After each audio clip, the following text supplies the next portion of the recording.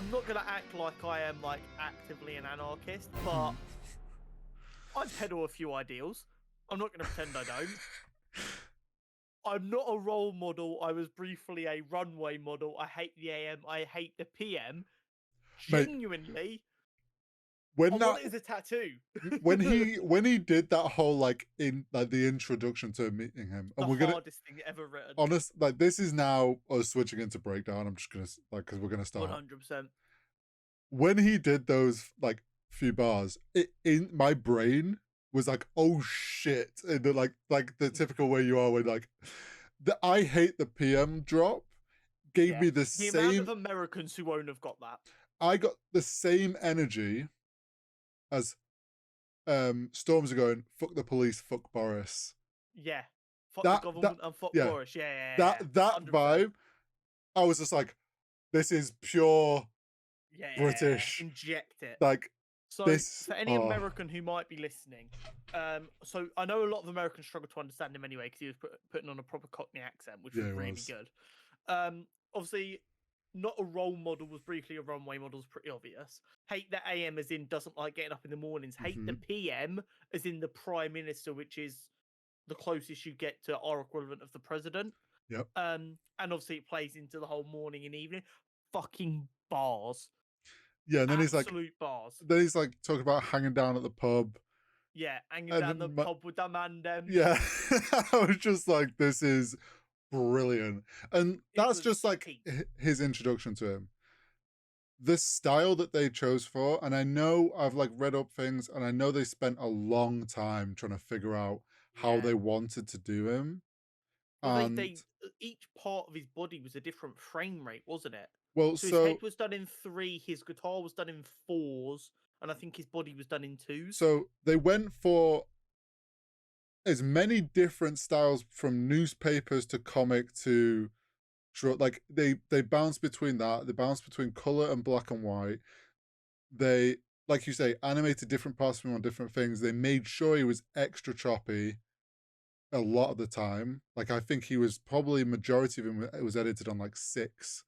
Yeah. Like they like while that's like totally different style, it 100% plays into the anarchist side of his character as well. He Because won't like conform. Yes, he won't conform. Even internally with his different parts not operating as one, he will not conform. Like he's so good. He just wouldn't fit into an animated style, and that is like pure purpose that they did that.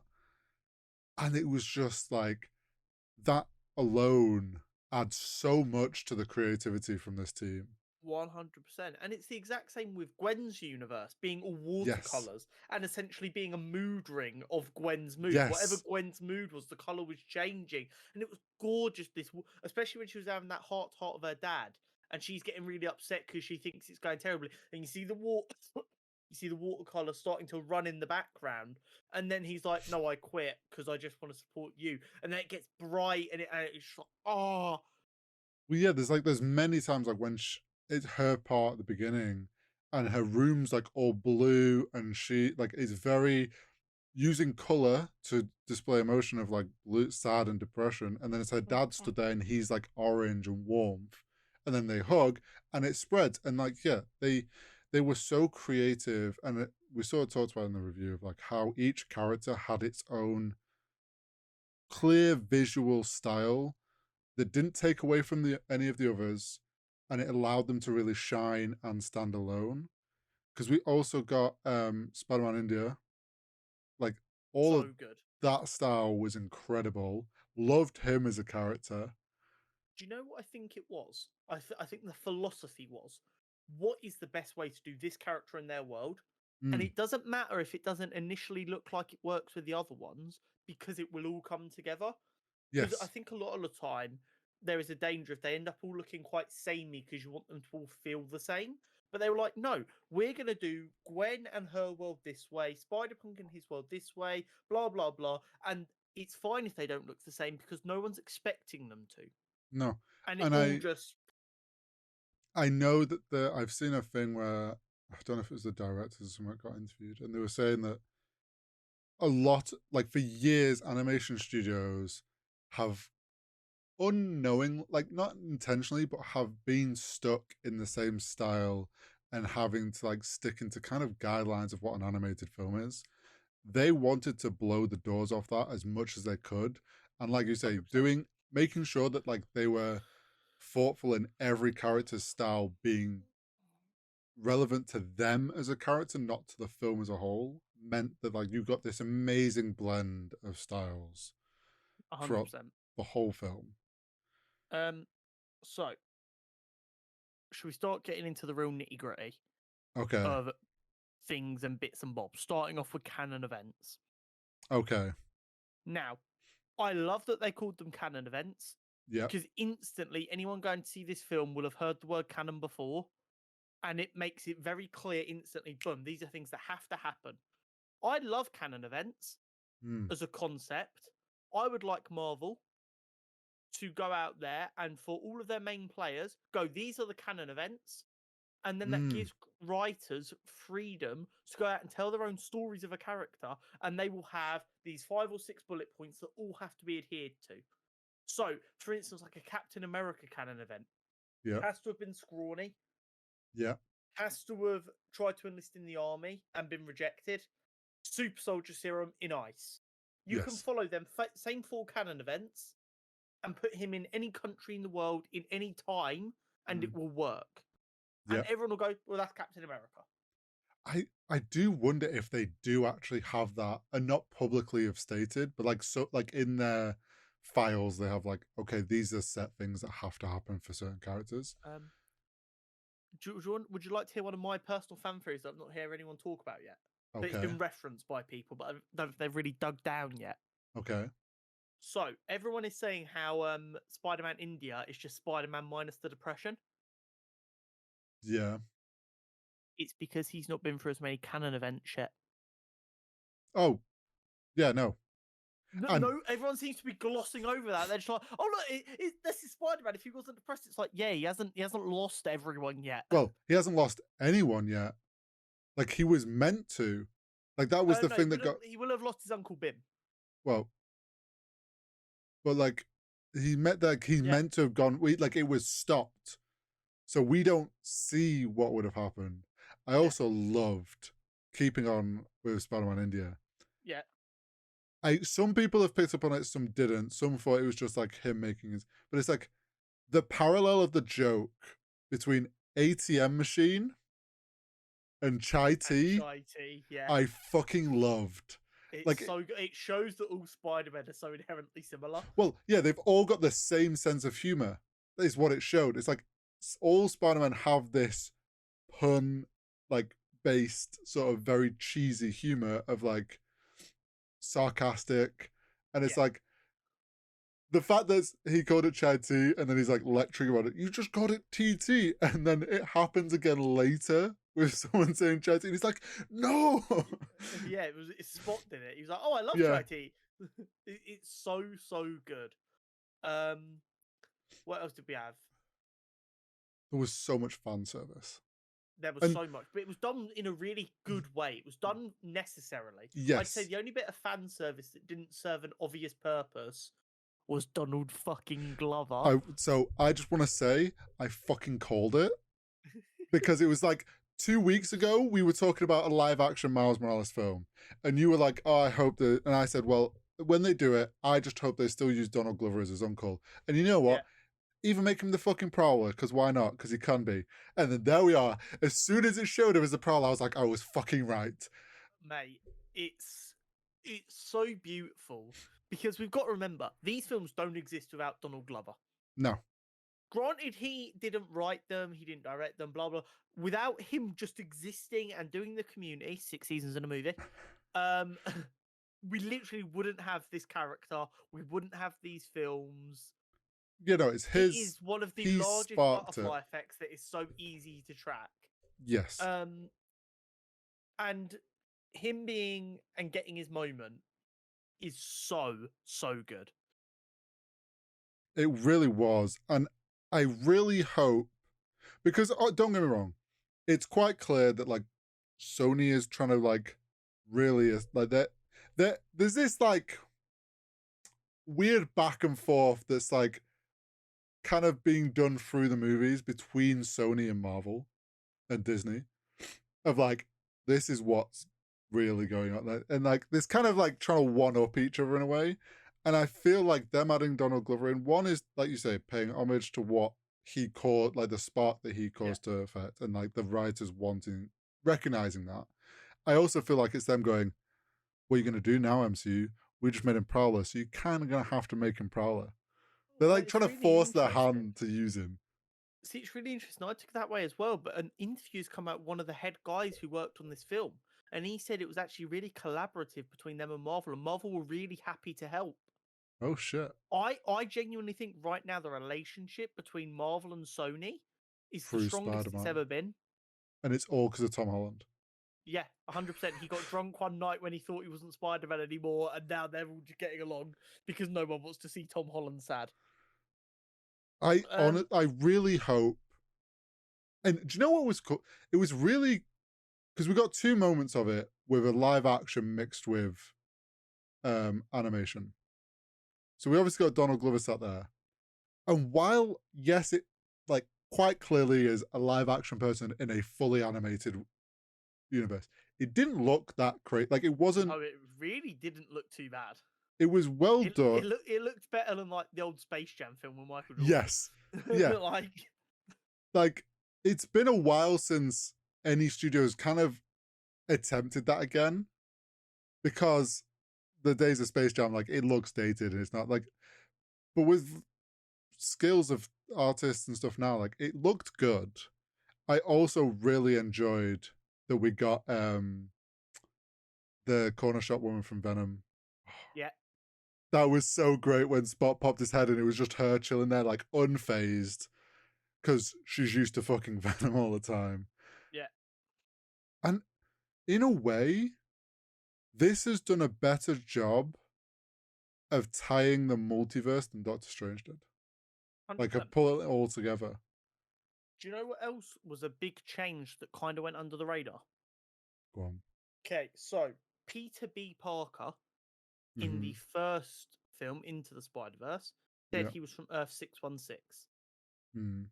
which caused massive issues. 'Cause everyone was like, shit, that's main continuity Peter Parker. But then the MCU claimed they were Earth 616 and it all caused loads of Yeah. problems.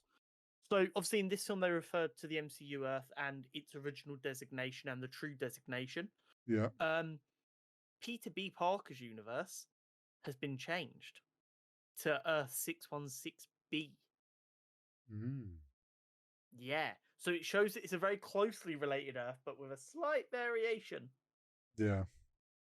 Um, but just going back into the canon events for a minute, Yes. because we kind of got teased what they were Well, yeah, that in the was screens. that. We Like, got I think that really helped. Like you said, obviously everyone hears the word canon, but to then like just stood there listening to them talk about it, and then there's reference to like some of the other Spider-Man films, and you pick up yeah. on those, like really helps sell the idea of it. Well, so you had obviously an uncle has to die. Mm-hmm. Then you had the captain has to die. Mm-hmm. Then you had they have to have a black suit was one Yeah, of them. symbiote has to take Yeah, and over. then there was a reference in the background that they have to go through their own clone saga, which is interesting. Oh, I missed that one. Another really interesting thing I saw was so there's a really famous comic book shot that people will have seen even if they don't know they've seen of Peter Parker walking away from a bin that has the spider suit falling out of it. It was Mm. replicated in Spider-Man 2 as well, Okay. by Sam Raimi, which is why people probably recognize it. There was a shot of that being replicated in Hobie's universe when we had all the screens going around. Um, but this brings me on to one of my next favorite things. So I'm not sure how well known this is going to be in America either. Over here in the Doc Martin culture, although it's a lot Mm. smaller now, you used to have what was called lace code. And depending on what color laces you had, it was used to communicate messages. Yeah. Yeah. I'm not that up to date on lace code, and I know a lot of it is defunct now. But people noticed that at different times, Hobie had two main colors on his shoes, Oh shit. I didn't yellow know. and blue. Okay. So yellow in lace code, I believe, is anti-racist skinheads. So it's like, yeah, we look like a skinhead, but we're not racist. Yeah. And then blue was worn by people who had killed police officers. Oh shit. So there are one of two ways to look at this. And people can take this however they want based on the character. The first one, because we know that Hobie did have a police captain who died, Hmm. is that he feels responsible and he feels like he killed the police captain, so he wears blue. Yeah. Or you go the other way and you go, well, we know Hobie's killed people. So did he kill a police officer who was a dirty cop in this big corrupt world? Maybe. You can take it either way. You could even take potentially as he killed his police captain deliberately. His Yeah. police captain ended up being a snake and he had to kill him. But it was really interesting. And Yeah. I like hadn't picked up on that. this film is going to have stuff found out about it for years to come. I mean, Oh. we didn't know the meaning of the bagel. So here's okay. Back to the bagel. I 100% believe, and I could be wrong, and maybe I'll be proven wrong. Like maybe someone will come out and say, "No, this was the plan all along." That bagel was an artist's just funny joke when they were drawing that frame.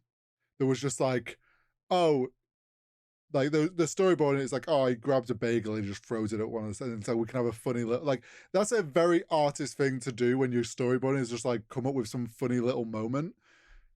Everyone latched onto that fucking bagel so hard. I feel like they were like, we have to make this into something now. Like this, the artist in them is like, we have to make this bigger than just a bagel. I get what you're saying. What I will say, shout out Straw Hat Goofy, big TikTok movie guy.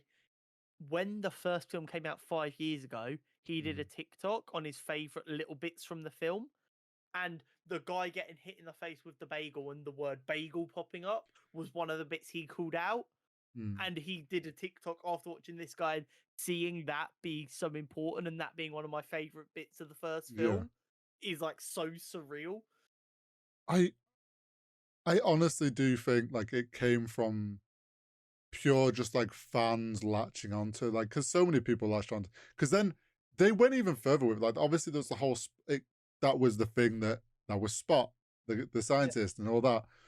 There was also um a because everywhere all at once the film there's like Yeah. multiversal or whatever has That like had a the bagel in the yeah corner, has a didn't it? bagel as like their way of like all of it being linked and it's them jokingly apparently making a reference to Spider-Verse. um there's a billboard, I can't remember which city it was in, um and it's something like it's like a play on it's like a picture of a bagel on a billboard and it's a play on the title of Everything Everywhere at Once, but I can't remember how it was worded. Basically them going, we saw your bagel in your film, here's Yeah. another reference to it in ours. And I'm loving that like the artists adding those little things in. But But the Spot other was so crazy good. thing is, we find out in this film that the spider was from Earth 42. Yes. And then people have gone back through the first film and the number 42 is fucking everywhere. Like everywhere. There's a scene from up top where Miles has fallen over when he's swinging, Mm, and something's fallen off a building, and the numbers 40 and 2 are like surrounding him. that's It's just an attention to detail that is yes. so beautiful.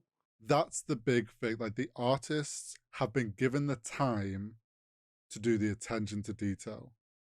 And Yeah. so keeping on like that idea of attention to detail, something that I love that they and I mentioned in the review of like how they stepped it up to like 11 this time with the style, like making it feel like a comic book. We got the stacking of the comics when it changed character, and it was done in a. If you looked at it, they were stacked in chronological order of how we met the characters in the first film, as well as this one. Then you got the things that I loved, which was like when something, as it would be in a comic, a new power is mentioned, or a term or slang that they know as writers wouldn't be, they'd put it in a little box of what it means. So there's like one bit where it's like, he's got hammer force. And then a little box popped up in the corner, which has, for the general viewer, doesn't add anything to the film or the like what was good because it's literally on there for a split second. But it's like if Yeah, you saw it, I saw someone had got a screen grab of it, and it was like Hammer Force is a power that is like an unlimited space to pull any sort of weapon out of at any moment's notice. And yeah. it's like it's up there for a split second, but it's like those It's little details made it feel like a comic. Yeah. That they're in comic books. Like Yeah. in the Spider-Man comics I've got, Yeah. if they make a reference to something that's happened in the past, it'll go, "Oh, if you want to know more about this, this is the issue you need." And like, so obviously, I as a comic book reader, I see them and I'm like, "That's really cool." Yeah. Jenna's never seen anything like that before, so when I explain what they pop up for, she's like, "Oh, that's really Yeah. clever." It's like the attention to detail on that is pure fan service and pure artist service of Yeah, like we want to do this cool idea. We know the comic book fans will understand it. No one else will care. They're up there for like split seconds at a time. Like no, some people won't even really notice or pay enough attention, but like we want to do that, so they did it. And it's like yeah, there was so many small details like that that just added to really showed that like they are comic book like this is ultimately built for comic book fans. 100%. Would you like to know my favorite dumb thing? Go on. So we see the Spider-Man T-Rex. Yes. So when he shoots his web, we It get says the teeth iconic whip. thwip. Yeah, it says Yeah, teeth but it's whip. got the little hyphen. It's like, whip. That's there's But I literally laughed in the cinema just at that, and it was on the screen for maybe 3 frames. But I was like, "That is genius." that's back to each version of Spider-Man that we got shown, even for a moment, had something unique. Um with the like the T-Rex, there was also like it's jumping to later in the movie, but when Miles reveals at the end to his mom, and he does the whip whip, but it's like with question marks, Yeah, like small things like that. Um, oh, something that like you talked about the T Rex Spider Man, um, the fucking Lego universe. It was there okay. for a One sec. So, moment. have you seen about this? Sorry. No. So, do you remember a while back I sent you the 14-year-old who done the Yes. entire trailer Yes. animated in Yes. Lego? Yes. That's the guy who animated the Lego scene in the film. It was that 14-year-old. Fuck off. No, he did. He animated that entire segment in the Lego universe for them. I, Yes.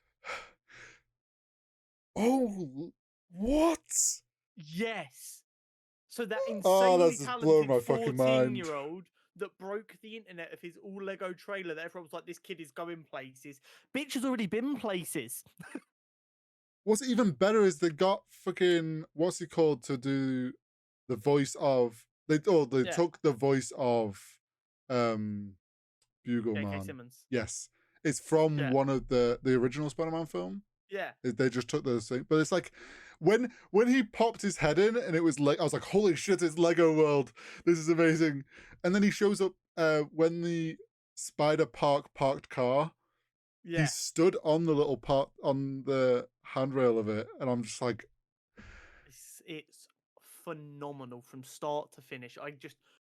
This film filled me with so much joy in so many ways, so consistently. Um, what some of the other? And we're gonna forget stuff anyway. I'm well aware of this. Oh, the huge things. Okay, so yes, I know the big reveal was that Miles was in the wrong Earth. I yes. spoiled that for myself because as he's about to get sent on the screen, it says Earth 42. So So if you're paying attention, yeah, or sorry, not paying attention, 'cause if you're really fucking watching, yeah. you can see that he's being sent to the wrong Earth. But they put it there, hoping that in the shenanigans that's going on, you might miss that little bit, and then you get the big Mm. surprise. So building on that, I did miss that it was on the screen, even though like obviously I some people wouldn't really like grasp the whole like his spiders from a different Earth, like Yeah, as it's being revealed, like it's not the average viewer might not be able to grasp that so quickly. Obviously, I know we definitely understood it. It didn't like click in my head as he was getting sent home.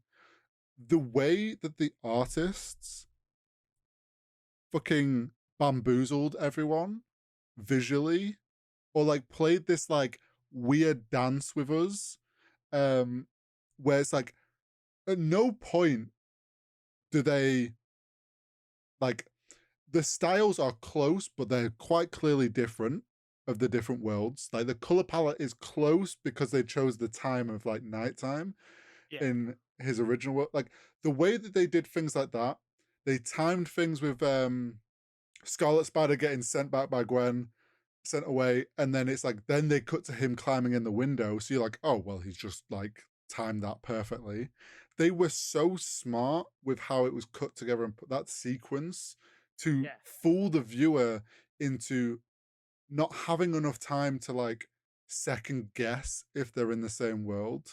yeah. But it was And then also it's the like, foreshadowing well, yeah, because the coat he put on in the wrong universe, which obviously that universe is Miles' coat, was mm, in Prowler colors, not Spider-Man colors like his coat was. yes. And his room was laid out different. Like there was a lot more like records and like music, like Yeah, it was like small details like that, yeah, where things were different, but not drastically different that the viewer's like, hang on, he's in the wrong place. Till the big reveal where his mum's like, what's Spider-Man? And then yeah, even then you're like, oh, maybe she just doesn't watch the news. yeah. Or she's like, It's and then it's like, hang on, no. And then you like the it's uncle reveal, and you're like, oh yeah, wait. Oh well, Miles has the moment of, holy shit, I'm in the wrong world. yeah. And it, Okay, so there's some even bigger bits here that need to be going over. okay. So we find out that this Spider-Verse, sorry, this spider that bit Miles Mm-hmm. is from another universe, and that universe now doesn't have a Spider-Man. Yes.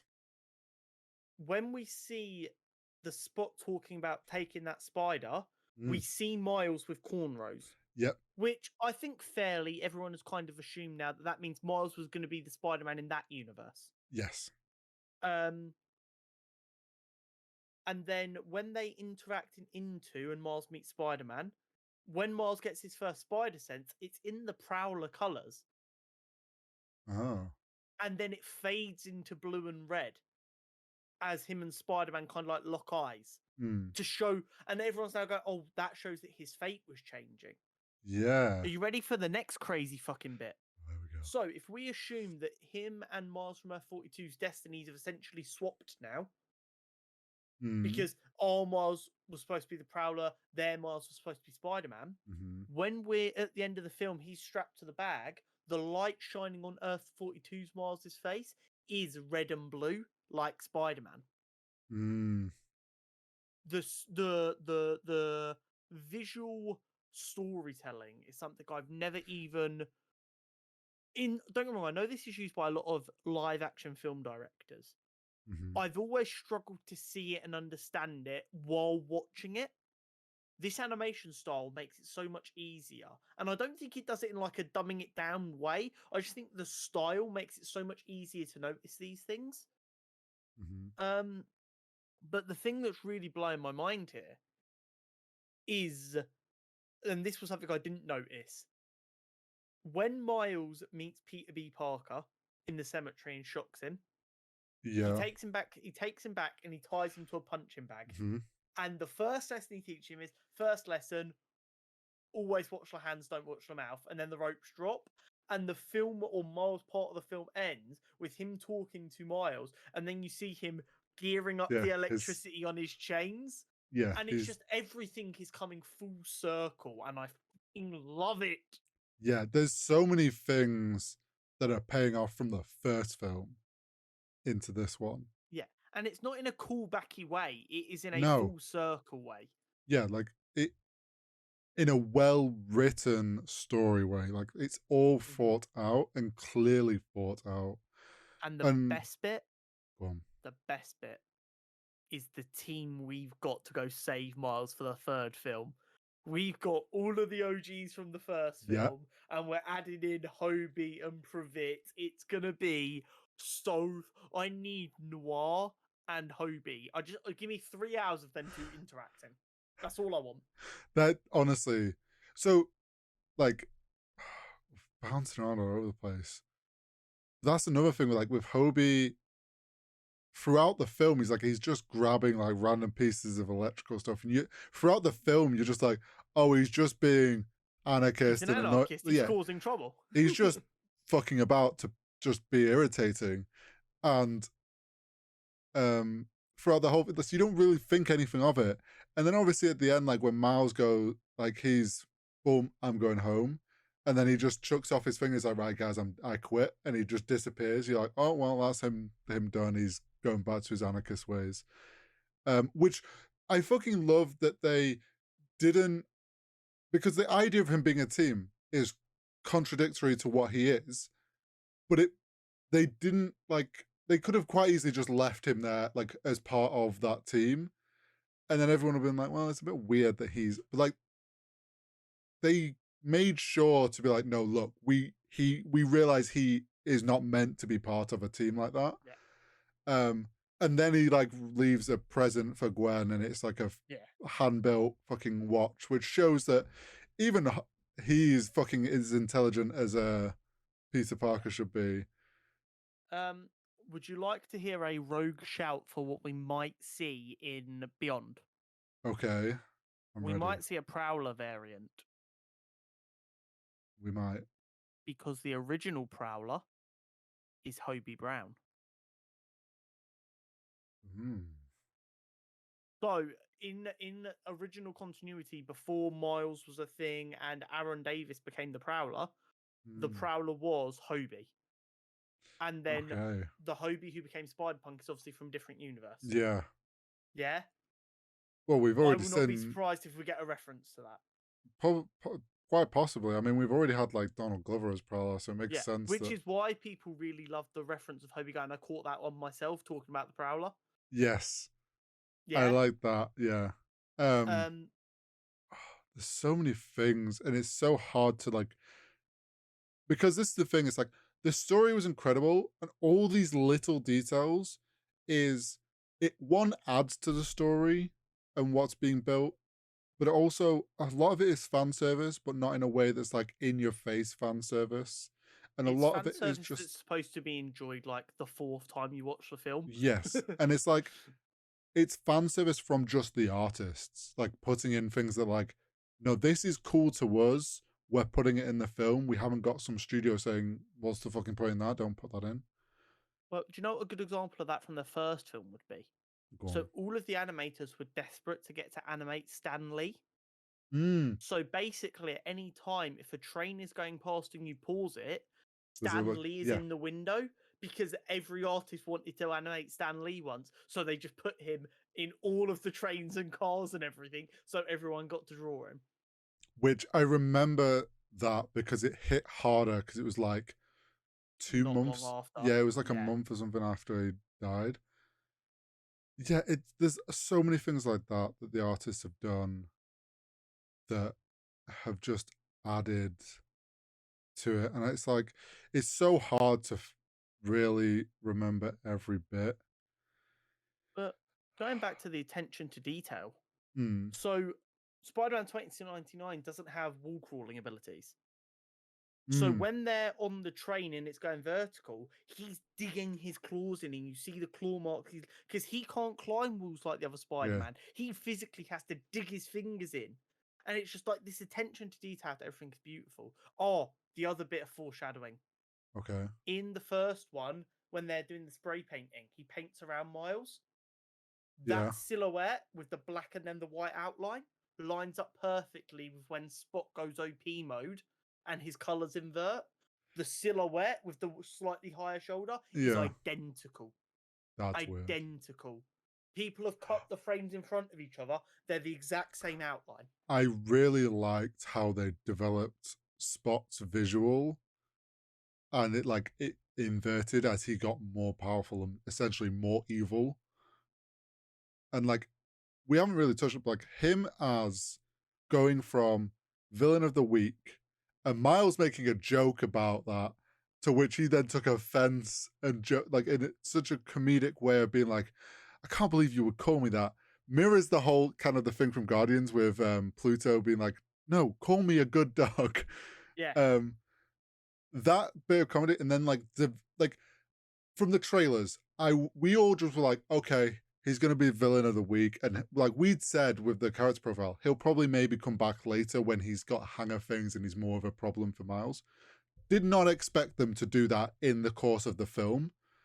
And we see like, oh, Miles figures it out. And I'm like, okay, he's like caught him, he's got the hang of it. Then it's like, oh shit, no, Spot's got a new level that Miles isn't prepared for. And we see that evolution of him into like, here's the fucking problem now, not just the villain of the week. Meanwhile, Miles is just hasn't even really conceived that yet. He's just trying to save his dad. Yeah, 100%. It's so good. And once all three of them are out, watching them back to back to back is going to be an absolute necessity. Mm. Oh, Um, it really is. and while I'm very excited at the notion that we've only got like 10 months to wait, That's too long. if they need to delay it to make sure it's perfect, I will swallow any delay they throw at me if they Oh, have to. yeah. I Like don't think they if will. they can actually pull this off and have it ready for March 2024, my god. So here's my fear on how they are managing that.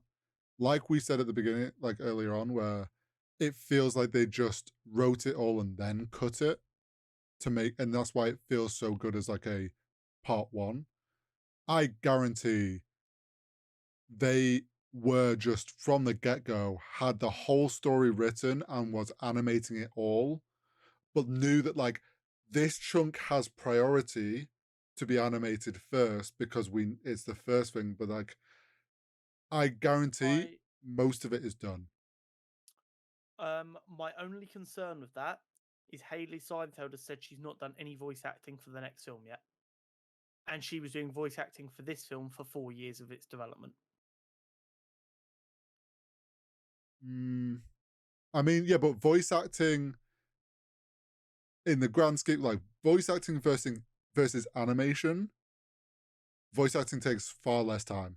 No, I get what you're saying, but my point is she was doing sessions for voice acting for 4 of the 5 years this film was being made, and she's not even started on the next one yet. Now, don't get me wrong, she could absolutely just be lying through her fucking teeth. Yeah, probably. Um, Most likely. but I won't necessarily be surprised if there's a couple of months of a delay, just Possibly. so they can make sure it's all good to go. On the whole, like 4 year, like of the 5 years it was spent making it. Do you want to know a fun fact about the Always. spider? So the chase scene where they're all chasing Miles Yeah. with all those spider people, that sequence took 4 years to complete. Just that one sequence of the film. Worth every second. 100%. And imagine being the artist that worked on just that one sequence for 4 years, though. Yeah. It must Like, have been rewarding though. oh, The yeah. And sense of accomplishment must have been crazy.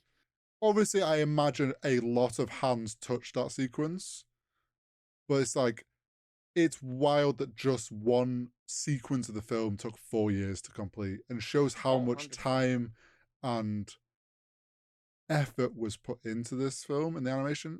Because, like, if this was any other studio or whatever, they would have been like, oh no, this whole thing needs to be done. Like, there would have been a lot more crunch time on things. Like, they wouldn't have been given the freedom to spend 4 years on one sequence, sort of thing. Um, the second one can't come soon enough. Yeah. Sorry, the second part is what I'm thinking. The finale. Yeah, so we haven't talked on it yet, but the premise that there was no post credit scene. Now, our whole podcast is kind of named off the whim of that idea, and Yeah. we love discussing or what we think the post credit scenes are or whatnot. I am so fucking grateful they didn't feel pressured into having a post credit scene. Yeah. Because let's be real, it has become kind of the template of every superhero film now. The audience Every expects post. film. Well, every film is spread into other films now. Is like this idea of post credit scenes, and almost to a point where it's like you're doing it wrong if you've not got them. Like people are disappointed if there isn't a post-credit scene. I can't imagine that anyone is disappointed that this didn't have one, because the way that that ended on the reveal and the moment that it like cut and that was it, a post credit scene would have completely ruined that. And I'm so glad that understood that and believed in it enough that like we don't need a post credit scene purely for the sake of maybe not So upsetting people. they did have a post-credit scene ready, but they decided to cut it. Oh, okay. So originally there was going to be a scene in the film where Spot goes into a criminal's bar and Right. essentially gets bullied for being shit. And then the post-credit scene was going to be him going back to that bar and just murking people, Yeah. That would have been which would have cool. been good, but It leaving it where they left it was absolutely the right decision. just give us that in the next one. Just in the Yeah, film. Um yeah, no, I think I'm so glad that they chose not to do one. There's so many things. I'm sure we've missed. we've probably missed so much, but I think we've covered a lot of the big stuff here. Um to cover like how well this has done in cinema. Oh, it's craziness, isn't it? So the last thing I saw was like how much it earned on the Mondays. So it's Wednesdays we're recording this Yeah, week. So this is probably even higher now. But as of Monday, it earned over 221 million. yeah. It had the best opening day Mm, of 2023. which is no surprise. Yeah, the only it had the second best opening weekend behind Guardians of the Galaxy. But still, an animated film would never normally hope to touch them numbers, which just No. shows how crazy it was. It's almost earned more money already than the first film did in its entire run. I want them to continue this world. If it makes sense, yes. Yeah. Like, There are rumors of a Spider Woman spin off with Gwen. well, yeah, this is what I'm thinking. It's like, in a way, I'd be more than okay with spin off films. Like, imagine it, we could have a Spider Punk film, just a one off, like, pure, like, in the streets of London dealing with Carnage. British carnage, Yeah. I think would be great. So, not that we would ever advocate for piracy here. There is a very funny TikTok trend of people saying how they're going to illegally read the Spider Punk comics because they want to stay true to their boy Hobie, who would never want them to give money to a corporation. That's so And good. I'm just like, that is really funny.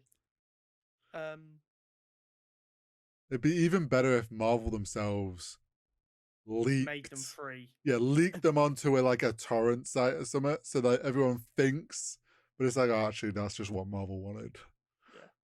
Yeah.